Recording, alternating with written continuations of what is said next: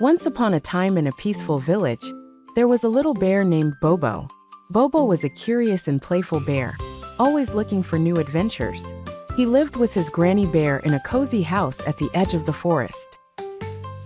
One bright and sunny morning, Granny Bear decided it was time for some spring cleaning. "Bobo, my dear," she said in her gentle voice, "today we are going to make our house sparkle." Bobo loved his granny bear very much, but did not enjoy tidying up. "Oh, Granny, can't we go on an adventure instead?" he begged, hoping to escape the chore. Granny Bear shook her head with a smile. "An adventure is exactly what we're going to have, Bobo. Cleaning is an adventure in its own way. Imagine finding treasures we thought were lost." Intrigued by the idea of finding treasures, Bobo agreed. Armed with dusters and brooms, they began their cleaning quest. First, they tackled the living room. Bobo was amazed at how many little trinkets were hidden under the sofa cushions. Tiny coins, marbles, and even a shiny button he had thought lost forever. "Look, Granny, I found my lost treasures," he exclaimed, his eyes gleaming with wonder. Next, they moved to the kitchen.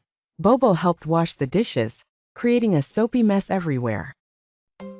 Granny Bear didn't mind. "The bubbles look like tiny clouds," Bobo giggled, blowing them into the air. When they reached Granny's little library, Bobo discovered old books filled with pictures and tales he had never seen. "Wow, these are like magic books," he whispered, flipping through the pages. Finally, they arrived at the attic, which was the last and messiest part of their adventure. At first, Bobo was hesitant, seeing all the dust and clutter. But soon enough, he found an old treasure chest. "What's this, Granny?" Bobo shouted, jumping up and down with excitement. "Let's see," Granny Bear replied, carefully opening the chest.